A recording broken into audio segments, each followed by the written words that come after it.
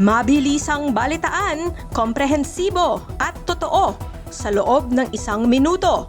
Simula na ang Diskurso Tidbits. Crudo inaasahang papalo sa 90 pesos per liter. Babala ng mga analysts, kung hindi luluwag ang tensyon sa gitnang silangan, posibleng sumabog ang pinakamalupit na taas presyo ng langis sa kasaysayan. Rep Yamsuan, isinusulong ang digital shift habang nagbabanta ang krisis sa langis. Malaking tulong nga talaga ang work from home at online classes para mas makapagtipid ang lahat. Revenge porn, tila nagiging pinakabagong viral sensation. Mga otoridad nagbabala, ang mga salarin maaaring makulong o pagbayarin ng mabibigat na multa.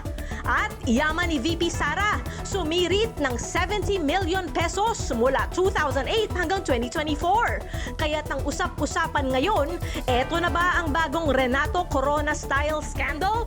Balitang mabilis, komprehensibo at totoo.